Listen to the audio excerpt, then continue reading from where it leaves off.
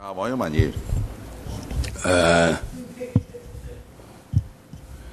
員，主席，我就冇乜特殊意見，即係你有本事請到佢嚟，你又可以保障佢性命安全嘅話，佢又肯嚟，咁亦都冇壞啊，係咪？我哋開下眼界。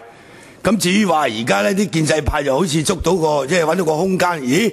你哋成日話啲電話俾人哋偷聽，而家睇睇下似美國佬偷聽我哋多啲喎，係咪？咁你又想揾唔到真相嘅咧，大佬係咪？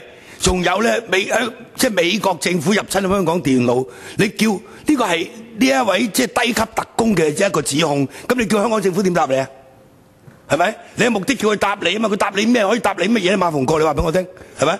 即係對建制派嚟講咧，就係如獲至寶嘅，就係話嗱，你成日話國安局喺香港偷聽我哋電話，係咪？香港保安局有可能又偷聽我哋嘅電話，原來唔係美國佬話即係有，佢今日就係講電話喎，佢係講所有嘅通訊喎。美國係發明互聯網嘅，大家唔好忘記。如果佢唔利用佢個資訊科技嘅優勢嚟監控你全世界，你就真係白痴。我話俾你，如果你相信呢樣嘢就咁，所以我覺得咧嗱，我冇所謂嘅，你議會啫嘛，講嘢啫嘛係，咁啊乜都可以攞嚟講咯。但係就即係唔好諗到即係譬如好似阿涂謹申嗰啲，我真係中意啊！佢呢個建議，佢肯嚟就你即係民主黨盡下力啦。聽講你哋同佢關係都唔錯㗎，係嘛？好似同美國係咪？